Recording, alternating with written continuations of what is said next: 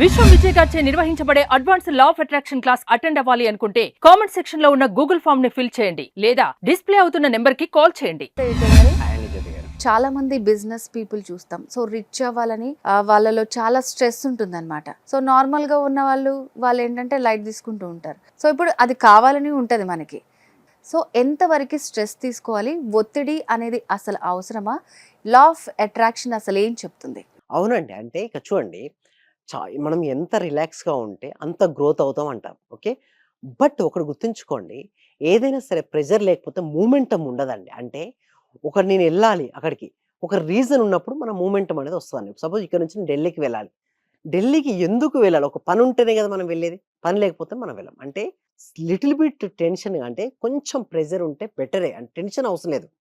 Pressure అనేది ఒత్తిడి ఉంటే మీరు చూడండి, వాటర్ గూడా ఆ ప్రెషర్ యొక్క డిఫరెన్స్ వల్లనే మూమెంటం అనేది ఉంటుంది, వాటర్ రిఫరెన్స్. అందుకు ఇది ఒక బెలూన్ చూసినట్టయితే జ్యోతి గారు చూడండి. ఈ బెలూన్‌లో గనక మనం ఎయిర్ నింపితే ఇప్పుడు చూడండి, ఎలాంటి ఏమి లేదు దీనికి.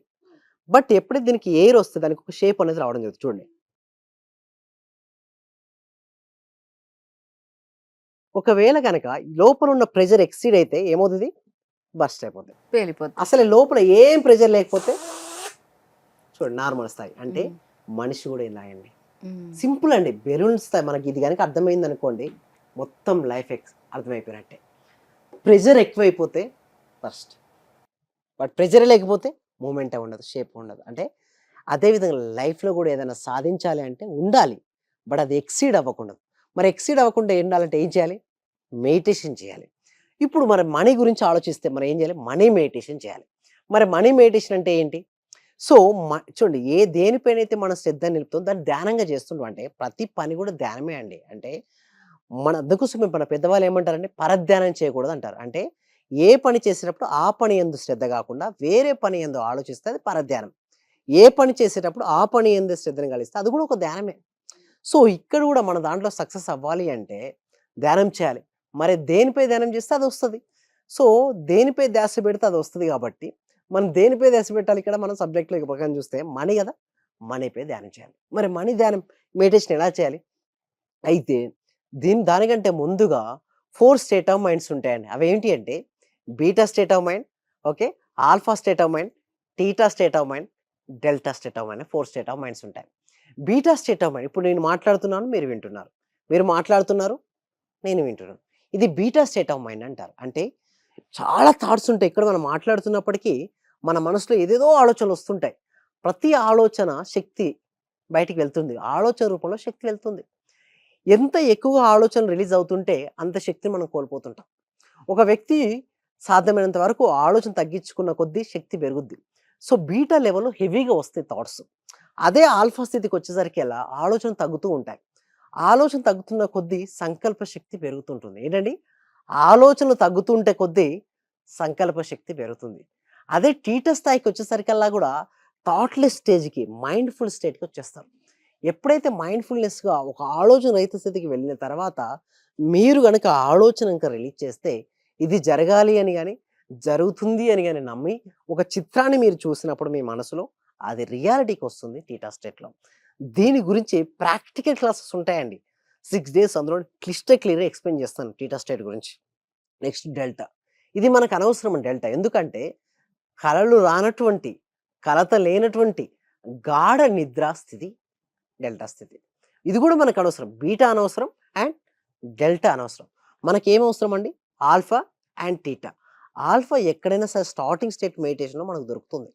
బట్ టీటా అంటే ఏంటంటే డీప్ మెడిటేషన్ స్థితి. అంటే ఋషులు, మునులు, యోగులు, సిద్ధులు ఆ టైప్ కల్లా కూడా వాళ్ళ యొక్క మానసిక స్థితి, అంటే వాళ్ళ మైండ్‌ను జయించిన వారు. ఎవరైతే వారు మనసును జయిస్తారో వారు విజేతలుగా మిగులుతారు. అంటే మన మనసును జయిస్తే మన మనసే మనకు మంచి మిత్రుడు. ఒకవేళ మన మనసును జయించకపోతే మన మనసే మనకు చెడ్డ శత్రువు. మన మనస్సు మంచి మిత్రుడు కావాలి అన్నా, లేదా చెడ్డ శత్రువు అవ్వాలన్నా ఎవరికైనా చెప్పండి? మనమే. అంటే ఒక ప్రాపర్ ట్రైనింగ్ అనేది అవసరం అండి.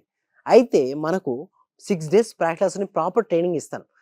దీని తర్వాత టీటా స్టేట్‌కి వచ్చి మనీ మెడిటేషన్ అంటే ఏంటంటే ఏదైనా కొన్ని అఫర్మేషన్ తీసుకోవచ్చండి. ఐ యామ్ రిచ్ గాని, ఐ యామ్ మనీ మ్యాగ్నెట్ గాని, డబ్బు నాకు వివిధ సోర్సెస్ ద్వారా మల్టిపుల్‌గా నా దగ్గరకు వస్తుందని గాని, ఏదైతే ఆలోచన గనుక మీరు పదే, పదే, పదే, పదే మీ మనసు నుంచి వెళ్తారో you will become like that.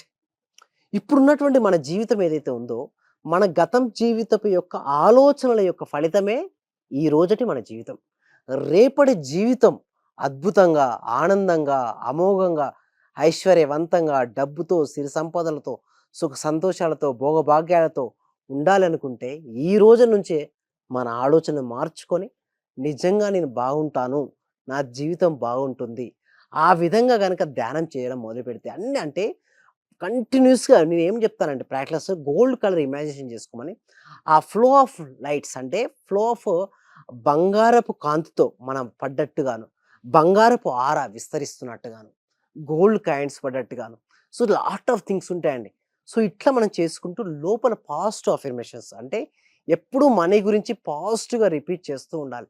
ఎందుకు మనీ రాదు అంటే మనీ గురించి నెగెటివ్ విన్నా సాధ్యమైనంత వరకు లాసెస్ గురించి వినకండి.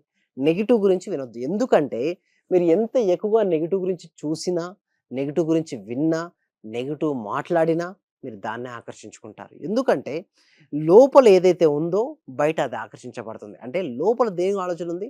నెగెటివ్ ఆలోచన. అందుకోసమే మనీ గురించి ఇప్పటివరకు మీ వదిలేయండి స్థితిగతులు ఇప్పటివరకు. బట్ రేపనే రోజు ఎలా ఉంటుందంటే మీరు ధనవంతులుగా మారిపోతారు.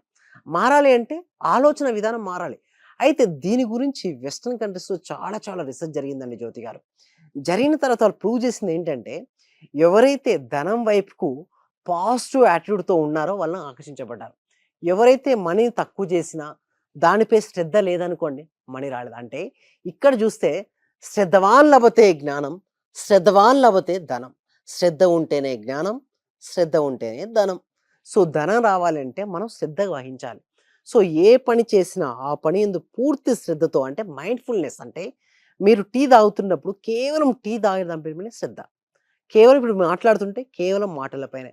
వాక్ చేస్తున్నప్పుడు ఆ గాలి సౌండ్స్, స్నానం చేసేటప్పుడు ఆ నీటి స్పర్శ. సో, ఆ పూల యొక్క స్మెల్ అంటే మనం ఏదెక్కడ చూస్తుంటే అక్కడంటే ఇప్పుడు సూర్యోదయాన్ని చూస్తూ ఉంటాం. ఆ సూర్య కిరణాలను గమనించడం అంటే ఎరుకను కలిగి ఉండడం. ఎవరైతే అంత మైండ్‌ఫుల్‌నెస్‌తో సూపర్ కాన్షియస్‌తో ఉంటారో వారు ధనవంతులు ఈజీగా అవుతారండి జ్యోతి గారు. ఓకే అండి విజయ్ గారు. సో, స్ట్రెస్ మనం ఎంతవరకి తీసుకోవాలి? అది మనకి ఎలా ఉపయోగపడుతుందని దాని గురించి చాలా బాగా తెలియజేశారండి. Thank you so much. Thank you so much అండి. సర్వే జనా సుఖినో భవంతు. సమస్త లోకా సుఖినో భవంతు. నా రిజల్ట్స్ చాలా ఉన్నాయి సార్. Thank you sir. నాకు ఫస్ట్ ఆఫ్ ఆల్ నేను నమ్మలేదు. మా సుధారాణి గారు చేస్తున్నప్పుడు. ఒకరోజు పౌర్ణమి రోజు చేపిచ్చారు నా చేత. నాకు ఆటోమేటిక్‌గా నాకు ఇంట్రెస్ట్ వచ్చింది. ఫస్ట్ మా హస్బెండ్ నన్ను ఇంట్లో గొడవ చేస్తుంటూ ఉండేవాళ్ళు ఆఫీస్ నుంచి ఇంటికి వచ్చే లోపల. ఫస్ట్ తన మీదే అనుకున్నాను. ఈ రోజు ఆఫీస్ నుంచి వచ్చి ఎంత రిస్క్‌లో ఉన్నా సరే నవ్వుతూ స్మైలీతో నాతో స్పెండ్ చేస్తున్నారు.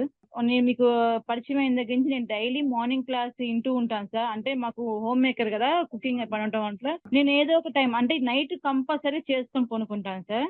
అట్లా టైంలో నేను నా గోల్డ్ అనేది బ్యాంక్ లో ఉంటే ఆ గోల్డ్ బయటకు వచ్చింది సార్. వచ్చింది హ్యాపీగా ఉంది సార్. నా కారు ఫైనాన్స్ లో ఉంటే అది గొడవలు అయ్యి ఇష్యూ లాక్కెళ్ళారు. అది మళ్ళీ తిరిగి వాళ్ళే తీసుకొచ్చి నాకు ఇచ్చేళ్ళారు సార్ నా కారు. చాలా హ్యాపీగా ఉంది సార్.